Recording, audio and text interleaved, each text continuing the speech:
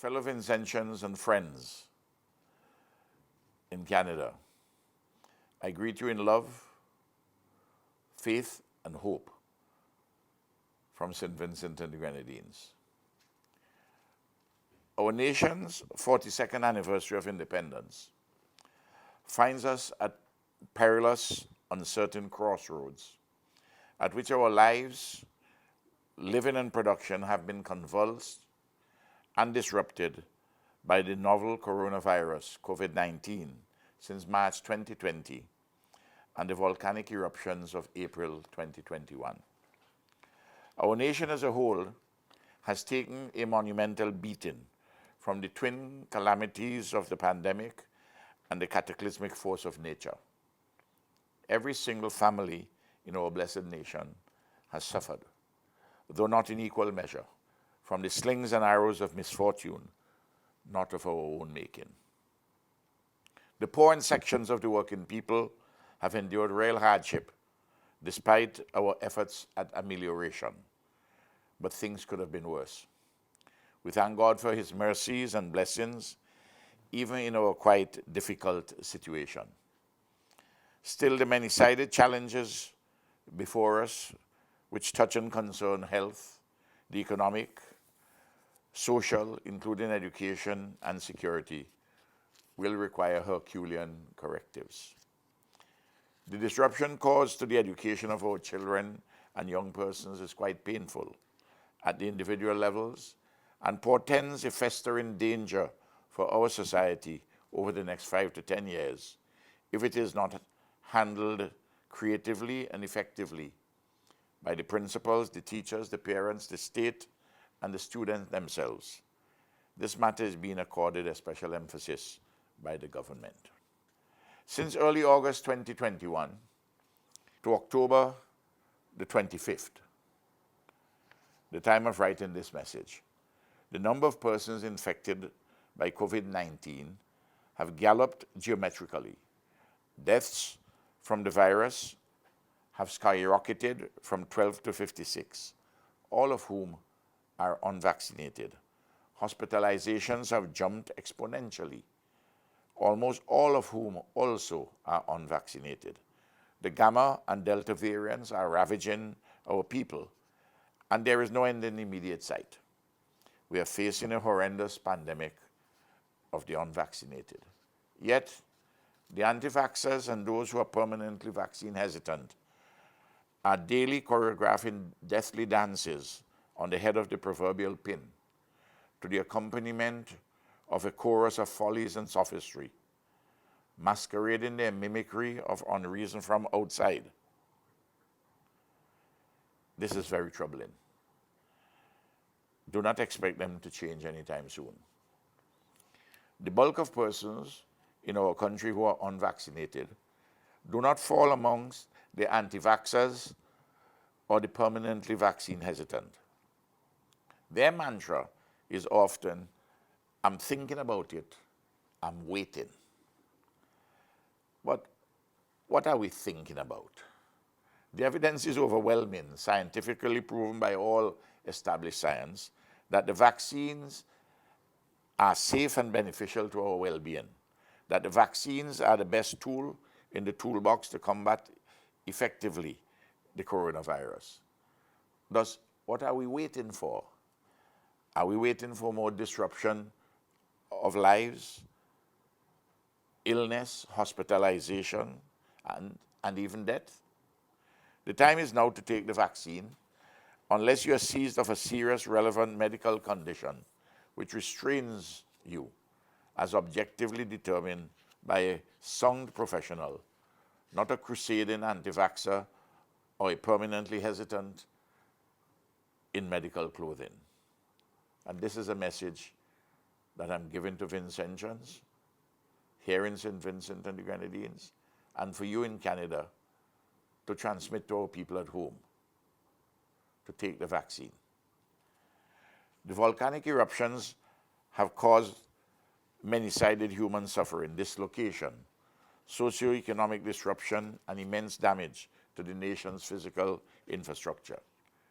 The World Bank has preliminarily estimated that the volcanic eruptions have generated gross financing needs of 174 million US, or approximately 470 million Eastern Caribbean dollars, in excess of 1/4 of the gross domestic product of this country. This is huge, and it compounds the ravages of COVID-19. In 2020, the economy contracted by an estimated 3.8%, the lowest decline in CARICOM with the exception of Guyana, which grew robustly because of oil discoveries. The economy of our country is estimated to decline further in 2021 to the extent of 6.1%. A rebound in growth in excess of 8% is projected for 2022. But this projected revival is subject to downside risks of natural disasters, a continued low to modest uptake of the vaccines, a deterioration in the global economy, and a less than optimal execution of our nation's rehabilitation and recovery efforts to build back better and stronger. In our recovery efforts from the pandemic and the volcanic eruptions, it is necessary and desirable that we draw on our historic resilience, inclusive of the heroic contributions of our forebears, engender meaningful and practical social solidarity, display strong faith accompanied by uplifting works, and provide demonstrably quality leadership in communion with the people and in concert with support from our diaspora, including you, my brothers and sisters in Canada, from our regional institutions, and from the global family of nations, inclusive of the United Nations, the World Bank, the International Monetary Fund, among others.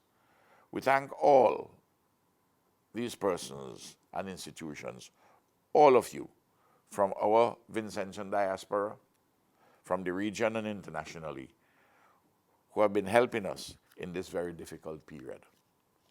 We must extol social solidarity, especially in these times.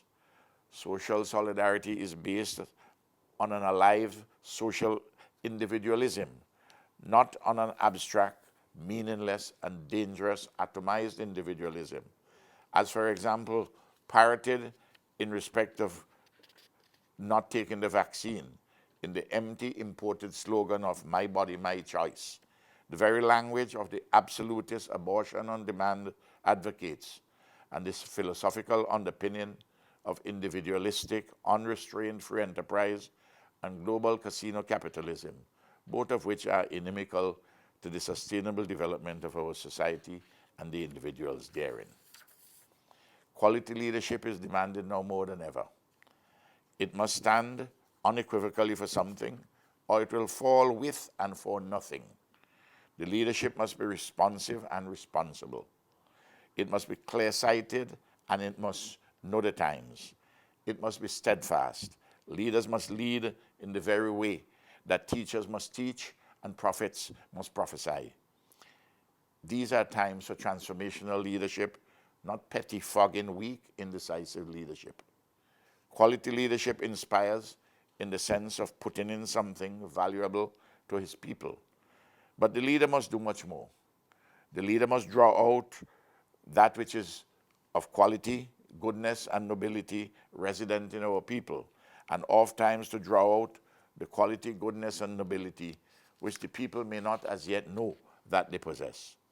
A leader must not follow that which he knows to be wrong, however noisily proclaimed by some. Importantly, the leader must do justly, love mercy, and walk humbly with his or her God. Since the declaration of the global pandemic on March 11, 2020, the government of St. Vincent and the Grenadines has been active on behalf of our people in these troubling times.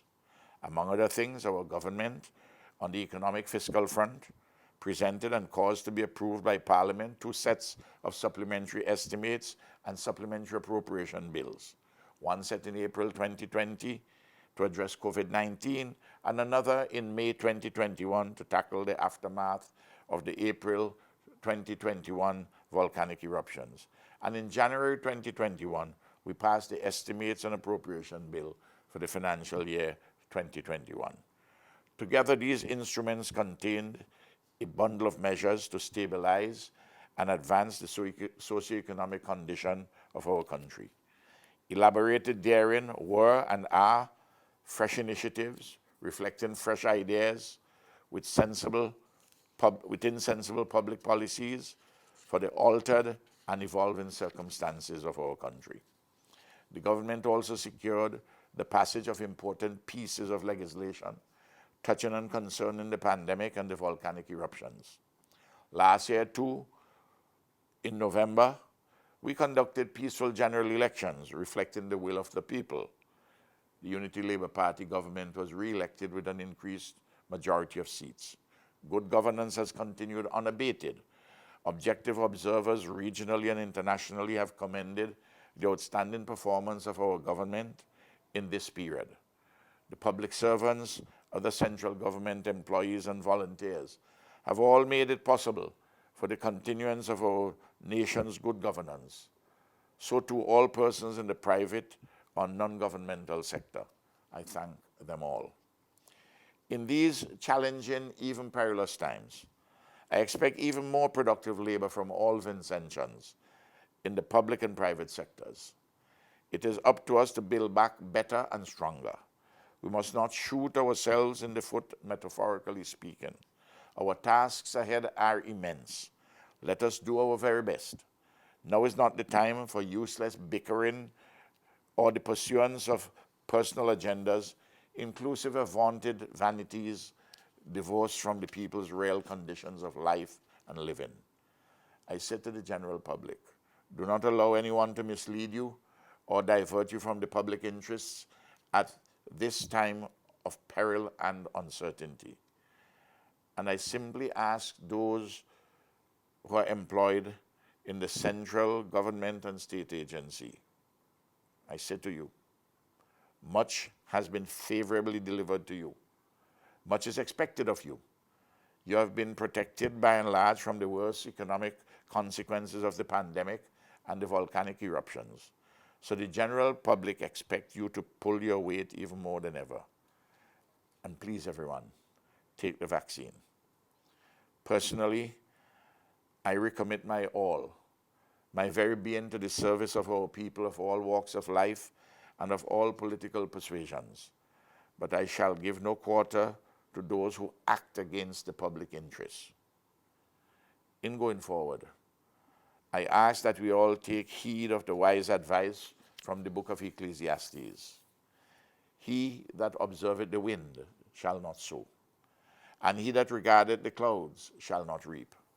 In the morning sow the seed, and in the evening withhold not thine hand. For thou knowest not whether shall prosper, either this or that, or whether the both shall be alike good. Please remember, resilience, solidarity, faith works, and quality leadership. My dear brothers and sisters and friends in Canada, happy anniversary. Happy 42nd anniversary of independence, St. Vincent and the Grenadines. May God continue to bless us all. Thank you.